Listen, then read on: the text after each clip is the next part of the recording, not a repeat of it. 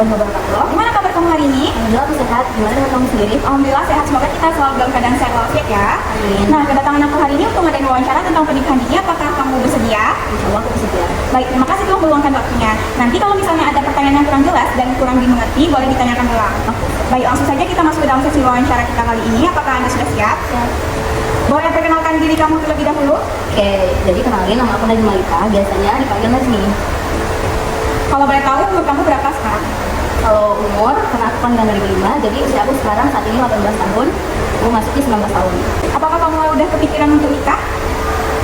Untuk saat ini belum ya, karena selain kesibukan aku sekarang berkuliah gitu kan, lebih hektik juga segala macam. Jadi kalau untuk nikah kayaknya belum kepikiran sampai ke sana ya. Nah, pas kali nih, kan ada nih yang viral-viral sekarang, pernikahan dini yang dilakukan oleh Bu Zizan dan Syifa. Kamu kenal nggak sama Bu Zizan dan Syifa? Karena aku termasuk salah satu followers dan aku dari lama udah ngikutin, aku kasih tau sedikit ya. Kalau kita kenalan sama ini loh Syifa dulu. Nah, kalau Syifa ini namanya Kamila Syifa Tutami. Beliau ini adalah anak kedua dari 3 bersaudara. Beliau ini sebelumnya kesibukannya adalah mondok gitu kan, seorang santri di salah satu pondok pesantren. Dan beliau ini alhamdulillah seorang hafizah dan sudah menghafalkan Al-Quran 30 juz. Kemudian beliau memiliki seorang kakak yang bernama Kaila Nadira. Kaila Nadira ini adalah seorang businesswoman gitu ya, sekarang orang kenalnya, karena beliau punya owner brand fashion namanya Azami Store gitu. Nah, jadi berkaca dari Kaila Nadira, ternyata Kaila Nadira dulu itu sempat viral juga masalah nikah muda. Jadi di tahun 2018 dulu beliau menikah muda di usianya sekitar 16 tahun gitu. Menikah dengan seorang Ahmad Zamzam yang seorang suka bernyanyi sholawat gitu dan lagu-lagu religi gitu. Jadi karena dia modeling dari seorang kakaknya gitu, jadi dia no problem dan it's okay gitu kalau beliau nikah muda. Satu lagi Guzizan nih, Guzizan ini adalah seorang anak kiai pendiri pondok pesantren Al Aziziyah di Lombok. Kalau misalkan dia itu kan Gus itu panggilan untuk anak kiai. Nah, Guzizan ini sendiri dulu juga mondok gitu, seorang santri, dan di mana lingkupnya dia, circle-nya dia juga seorang influencer muslim gitu kan. Misalnya teman-teman dia, lingkungan dia tuh ya paham agama, pemuka agama. Oh, berarti kamu udah paham betul ya?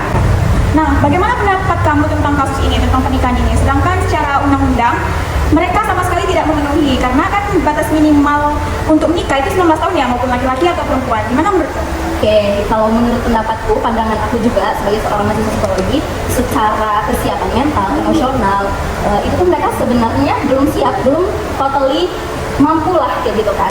Karena itu secara psikologi ya, kalau misalkan kita bahas secara undang-undang negara, undang-undang negara kita, itu umur 19, pokoknya sekitar 19 atau di bawahnya, itu tuh belum legal untuk menikah gitu, secara hukum negara. Nah, jadi karena Syifa ini umurnya masih di bawah 19, itu berarti kategori minor atau pernikahan mereka ini secara hanya sebatas agama gitu. Jadi kalau menurut pandanganku, kalau untuk kontranya itu tadi, kalau kita bicara dari sisi kontra ya, kalau sisi kontra yang pertama belum sah secara hukum negara, kemudian yang kedua itu secara mental mereka, emosional mereka, terus kayak sosialnya mereka itu belum matang gitu. Apalagi kalau yang seperti yang dijelaskan oleh beberapa dokter SPOG gitu, kalau untuk usia 19 ke bawah gitu, apalagi 17 tahun itu, mereka tuh masih rentan kalau hamil gitu, karena organ mereka itu belum matang. Nah, seperti itulah kira-kira. Jadi mungkin tentang keguguran atau anaknya terlahir secara cacat dan segala macam gitu. Nah, kan tadi soal reproduksi juga belum siap nih. Apa yang menjadi alasan mereka untuk menikah menurut kamu? Ini kita kalau boleh ngebahas tentang pro-nya ya. Kalau masalah pro-nya, mungkin pertimbangan mereka untuk menikah secepat itu karena secara nasab atau garis keturunan, Zizan ini kan bukan seorang bos, jadi kayak ibaratnya mereka ini dikelilingi oleh para ulama, habib, pokoknya orang-orang terdekat mereka yang paham lah gitu, mengerti sama agama. Begitu juga dengan keluarganya Syifa dan kayak ini, karena bunda ini lulusan psikologi dan anaknya ini disekolahkan di sekolah agama semua dan dibekali ilmu pranika, agama segala macam. Jadi itu menjadi pertimbangan mereka utama, yang penting ilmunya udah ada dulu gitu. Terus kemudian yang kedua secara finansial ini, kalau secara finansial mereka termasuk orang yang berada ya, apalagi bundanya Syifa ini seorang businesswoman gitu kan, yang punya owner Coverly Beauty, owner fashion gitu. Dan Guzizan ini tuh juga anaknya kiai, dan otomatis mereka ini punya harta yang nggak ada habisnya gitu. Jadi secara finansial udah sangat amat tercukupi gitu ya. Nah, tadi walaupun secara finansial udah tercukupi nih, nah tapi kan dalam usia 17 tahun masih memerlukan pendidikan. Nah, menurutmu apakah pernikahan ini bisa mempengaruhi pendidikan? Tentu saja iya, karena selain ibaratnya kalau misalkan kita udah menikah, fokus kita tuh udah terbagi. Yang pertama untuk pendidikan kita, kalau misalkan kita melanjutkan kuliah atau sekolah segala macam, dan satu lagi kita mengurus atau melayani suami atau istri kita gitu, atau mencari nafkah untuk istri gitu. Jadi otomatis sudah terbagi karena sangat berpengaruh terhadap pendidikan, apalagi kalau misalkan kita kuliah, itu tuh hari-hari kita pasti akan dipenuhi dan disibukkan sama tugas. Terus kita juga nggak ada waktu lagi untuk ngumpul sama teman-teman, ibaratnya kita ini masih panjang lah gitu perjalanan kita, kan nggak ada salahnya kita untuk menikmati masa muda kita gitu. Berarti kalau misalnya jika kamu dalam posisi yang sama, apa itu pertimbanganmu? Kalau aku di posisi itu, kayaknya aku milih untuk tunggu dulu ya. Ibaratnya kita nggak ada salahnya juga menunggu sembari kita memperbaiki diri, terus kita membekali diri kita sama ilmu pranikah, terus kemudian kita tahu ilmu parenting juga gitu. Jadi nggak ada salahnya kita untuk mempersiapkan sama memperbaiki diri. Jadi karena jodoh yang baik itu kan sebenarnya kita tuh cerminan, jodoh kita tuh cerminan kita sendiri. Jika kita baik, otomatis jodoh kita baik. Nah, kan berarti memang lebih banyak kontranya daripada pronya ya dari pernikahan ini. Nah, menurut kamu apa yang bisa dilakukan untuk mengurangi angka dari pernikahan ini di masyarakat?